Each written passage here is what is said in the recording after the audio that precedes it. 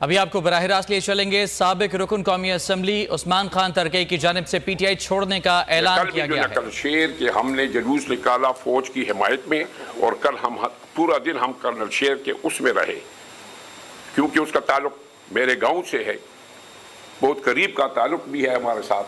तो हम कल पूरा दिन वहाँ, और उनके रिश्तेदार वो भी सारे आए हुए थे, उसके भाई भी थे, तो हम सारे उसके साथ हैं।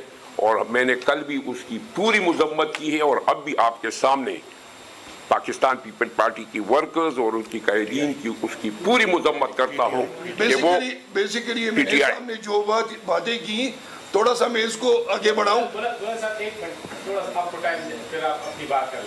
मेरा सवाल सिर्फ ये है कि मुझे अभी आज भी याद है, 1 नवंबर 2015 हम आपके गांव आए थे, वहाँ पे आप लोगों ने बहुत बड़ा जलसा भी किया था, जब अवामी जमहूरी इत्तेहाद पीटीआई में जम हो रही थी, आप भी मौजूद थे। लेकिन उस वक्त भी ये बातें आ रही थी कि आपने कारण तरक्की के साथ बात किए थे कि जम नहीं होना है, लेकिन फिर भी आप राजी हो गए इस बात में। जैसे कि आप लोगों ने अपनी फैमिली पूरी पीटीआई में जम की, क्या अब इस वक्त भी पीटीआई से अलग की पूरी फैमिली कर रहे हैं?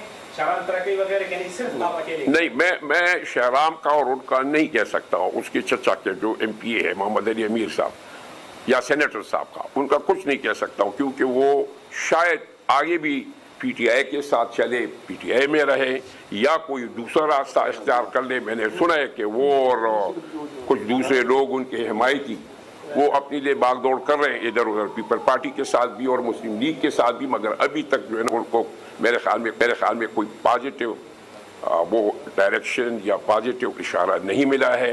मगर हमने अपने तौर पे एज एमएनए आपने 19 मैंने ये फैसला कर लिया है कि मैं आइंदा इलेक्शन पीटीआई के टिकट पे भी नहीं लड़ूंगा और पीटीआई में मजीद नहीं रहूंगा।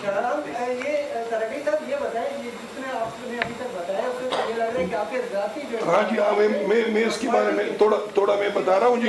ये जाती मसला हमारा तकरीबन 1.5 साल से चल रहा था, जिसे मेरे सामने बताया। मगर अब टिल टुडे जब हम प्रेस कॉन्फ्रेंस कर रहे हैं, अभी तक हम पीटीआई के उस पे भाई साहब अभी तक खामोश था। गो के जिस तरह भाई साहब ने फरमाया कि मैं 2 दफ़ा आज़ादी हैसियत से इलेक्ट होके आया था, और 2 दफ़ा मुस्लिम लीग और पीपल पार्टी की हुकूमत के साथ कोऑर्डिनेट रहा, और मुझे अच्छे खासे जो है ना इज्जत भी दी, अपने इलाके के लिए मराहत भी दिए, फंड्स भी दिए।